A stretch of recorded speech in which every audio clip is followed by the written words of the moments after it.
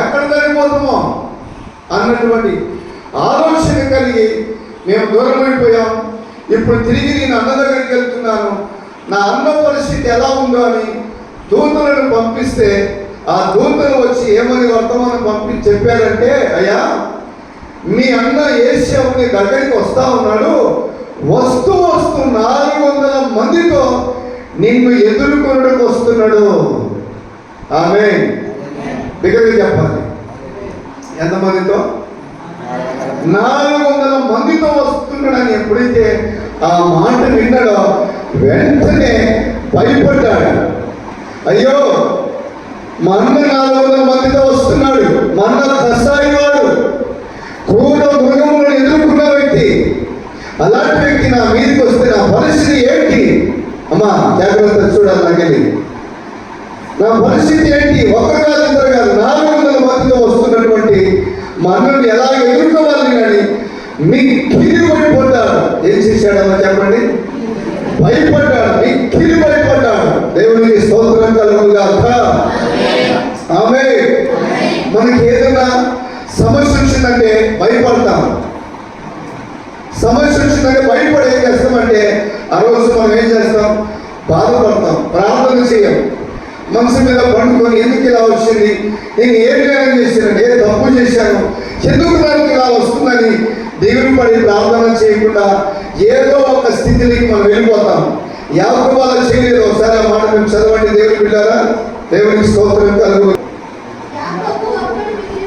యాకోబు ఒక్కడు మిగిలిపోయాడు.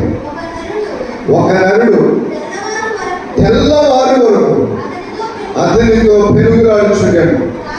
26వ వచనమమ్మా. ఆయన తెల్లవారుచున్నది కనుక నన్ను పోనీయమనగా అతడు నీవు నన్ను ఆశీర్వదించితేనే కానీ నిన్ను పోనీయను అనేను. స్తోత్రం చెప్పండి అమ్మ గట్టిగా, ఇక్కడ చెప్పండి, నిద్రబిడ్డలు చెప్పండి. వచ్చింది, వాళ్ళందరూ ఇంటికి వస్తా ఉన్నాడు, 400 మంది ఇంటికి వస్తా ఉంటే అర్థం కాని పరిస్థితిలో వెంటనే ఏం చేశాడంటే రాత్రి అంతా ప్రార్థన చేయడం ప్రారంభిస్తున్నాడు. రాత్రి అంతా ఏమ్మా, రాత్రి అంతా ప్రార్థిస్తున్నాడు. తెల్లవారుతా ఉంది. ప్రభు వచ్చాడయ్యా, తెల్లవారుతుంది నన్ను పోనీ అంటున్నాడు. ఏమంటున్నాడు చెప్పండి అమ్మా. అమ్మమ్మ నాకే చూడండి, తెల్లవారుతుంది నన్ను పోనీయండి అంటున్నాడు. ఏమన్నా యేసు ప్రభు యాకోబును పట్టుకున్నాడు ఏమన్నా చెప్పండి. ఎప్పుడైతే మనము యేసు ప్రభు అంటాడు, ఇద్దరు లేదా ముగ్గురు ఏకీభవించినచో వారి మధ్య ఉంటానన్నాడు. అంటే మోకరించి ప్రార్థన చేస్తా ఉన్నాడు. ప్రార్థన చేస్తే దేవుడు మన మధ్యలో మనతో మన ఎదుట ఉన్నట్లే. దేవుడి స్తోత్రం. రాత్రి అంతా ప్రార్థన చేశాడు. కొన్ని సమస్యలు వచ్చినాయి, ఆ ప్రార్థన కూడా సమస్యల వైపు చూడలే. నేను గాయపడ్డ ఒకటే, నేను నలిగిపోయిన ఒకటే, ఇప్పుడు నేను సమస్య నుంచి బయటపడాలి.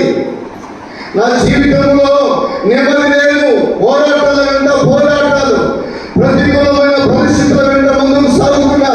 నా జీవితంలో దేవుడు నాతో మాట్లాడాలని రాత్రి అంతా ప్రార్థిస్తా ఉన్నాడు. రాత్రి అంతా మొరపెడుతున్నాడు. తెల్లవారుచున్నప్పుడు దేవుడు అంటున్నాడు, యాకోబు నన్ను పంపి అంటే యాకోబు అంటున్న మాట, నీవు నన్ను ఆశీర్వదిస్తేనే తప్ప నేను నిన్ను పంపియను, నన్ను ఆశీర్వదించు అంటున్నాడు. దేవునికి మహిమ కలుగుగాక. ఎందుకు దేవుడు యాకోబు తెల్లవారుచుంది నన్ను పంపి అంటున్నాడు? తెల్లవారిందంటే దేవుడు ఒక మాట అంటాడు, ఏ నరుడు కూడా నన్ను చూసి బతకడు. తెల్లవారితే నన్ను చూసిన నరుడు బ్రతకలేడు. నన్ను పంపిపోయారంటే నేను చనిపోయిన పర్వాలేదు కానీ నువ్వు నన్ను ఆశీర్వదించాలి, నీవు నాతో మాట్లాడాలి అని చెప్పినప్పుడు అప్పుడు దేవుడు అంటాడు, నీ పేరు ఏం పేరు అంటాడు. దేవునికి స్తోత్రం. నీ పేరు ఏం పేరు అంటే నా పేరు యాకోబు. రాత్రంతా ప్రార్థించిన తన బ్రతుకులో మార్పు పొందలేదో, తన ఆలోచనలో మార్పు పొందలేదో అని ఆలోచన చేసి రాత్రి అంతా ప్రార్థన చేసిన తర్వాత తెల్లవారు అంటున్నాడు, యాకోబు నీ పేరేం పేరు? నా పేరు యాకోబు. అప్పుడు నిజంగా ఒప్పుకున్నాడు. ఫస్ట్ వాళ్ళందరికీ నిజం చెప్పాడు. వాళ్ళ నాన్న చెప్పాడా, నీ పేరేం పేరు అంటే నా పేరు ఏసావు అంటాడు. దాన్ని బట్టి కదా చాలా మంది అంటారు, చిన్న చిన్న అబద్ధాల కాడ దేవుని యొక్క ఆశీర్వాదాలు కోల్పోతా ఉంటారు. దేవుని స్తోత్రం. మేము నిన్న ఒక ఇద్దరి సేవకులను కలిసి మేము నంద్యాల వచ్చాం.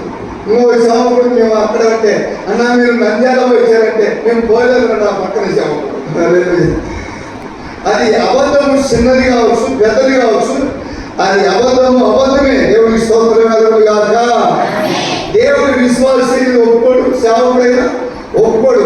అందుకనే దేవుని బిడ్డలు ఎందుకు మనము దైవ ఆశీర్వాదాలు, దేవునిచ్చే కృప, దేవునిచ్చే స్వస్థత, దేవునిచ్చే ఉచితమైన రక్షణ మన కుటుంబంలో అందరూ అనుభవించలేకపోతున్నారంటే ఏదో ఒక తేడా, ఏదో ఒక సమస్య వెంటాడుతుంది, ఏదో ఒక లోపము మనలో ఉంది. దేవా నన్ను ఆశీర్వదించు అంటే దేవుడు ఆశీర్వదించాడు. ఆ రాత్రి నీ పేరు ఏం పేరంటే నా పేరు యాకోబు అని వాస్తవం చెప్పాడు. నీ పేరు యాకోబు కాదు, ఇశ్రాయేలు. ఎందుకంటే ఒక నరునితో దేవునితో పోరాడావు. దేవునితో పోరాటం సామాన్య మాట. నీవు దేవునితో పోరాడావు. దేవునికి స్తోత్రం కలుగుగాక. అందుకే నీ పేరు ఇశ్రాయేలు. ఏ పేరు చెప్పండమ్మా, గట్టిగా చెప్పండి. హల్లెలూయా. ఏం పేరు నీ పేరు? నీ పేరు ఇశ్రాయేలు.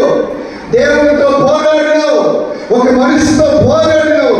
నీ పేరు యాకోబు కాదు. యాకోబు అనే మాటతో మోసగాడు. అందుకని దేవుడు ఏం చేశాడు, రాత్రి అంతా చేసిన ప్రార్థన బట్టి యాకోబుకు ఏమి వచ్చింది చెప్పండి. పేరు మార్పు వచ్చేసింది. పేరు మార్చేశాడు. దేవుడి స్తోత్రం. యాకోబు కాకుండా ఇశ్రాయేలు పేరు పెట్టాడు దేవుడు. దేవుడి పేరు పెట్టాడు. దేవుడి స్తోత్రం. రాత్రి అంతా చేసిన ప్రార్థనలు దేవుడు ఆలకించి ఆశీర్వాదాలు పక్కన పెడితే అందరూ అనుకుంటున్నారు వాళ్ళ మామ అంటున్నాడు. అంతేకాదు వాళ్ళ మామకి ఇచ్చిన కుమారులు ప్రార్థన అనుకుంటున్నారు. యాకోబు మోసగాడు, దేవుడు కాదు అంటున్నాడు. యాకోబు మోసగాడు. రాత్రి చేసిన ప్రార్థనలో అయ్యా ఆ రోజు నా తండ్రితో చేసిన ఒక అబద్ధము, మోసము నా తండ్రి ఇంటికి నన్ను 20 సంవత్సరములు వేరు చేసింది. అందుకే నేను పశ్చాత్తాపడుతున్నాను. అయ్యా నా పాపములు క్షమించని రాత్రంతా ఏమని ప్రార్థించాడు. యాకోబు. దావీదు అంటాడు 51వ కీర్తన గ్రంథంలో, అయ్యా నన్ను కడుగు. ఎంత కడుగు? ఇసోపుతో కడుగు, హీమము కంటే తెల్లగా మార్చు. ఆమె గట్టిగా చెబుతాం. నన్ను ఎలాగో మార్చు. ఈమము అంటే ఏంటి చెప్పండి. మనస్సు ఎలా ఉంది కదా, నన్ను పరిశుద్ధపరచయ్యా, నాకు అంటుకున్నటువంటి పాపం నుంచి నన్ను విడిపించాలి. దావీదు ప్రార్థన చేస్తున్నాడు. యాకోబు ప్రార్థన ఎక్కడికెళ్ళకు దేవుడు ఆలకించి తన పేరును మార్చేశాడు. ఇశ్రాయేలు అని పేరు పెట్టేశాడు. రాత్రి అంతా చేసిన ప్రార్థన తన జీవితంలో ఇశ్రాయేలు అని పేరు మార్చాడు. దేవునికి స్తోత్రం కలుగుగాక. హల్లెలూయా. తన జీవితంలో శ్రమల వలయము, ఏదో పోరాటం, ఏదో సమస్యలో ముందుకు వెళ్తున్నప్పుడు 400 మందితో మరి యాకోబుని ఎదుర్కొని దానికి వస్తున్నది తెలిసినప్పుడు యాకోబు ఒకటే ఏం చేశాడు చెప్పండి అందరూ. చెప్పండి. ఎక్కడికి వెళ్ళాడు యాకోబు సమస్య వచ్చినప్పుడు? దేవుని దగ్గరికి వెళ్ళి రాత్రి అంతా ప్రార్థించాడు. మనం ఎందుకైతే ఇప్పుడు ఒకవేళ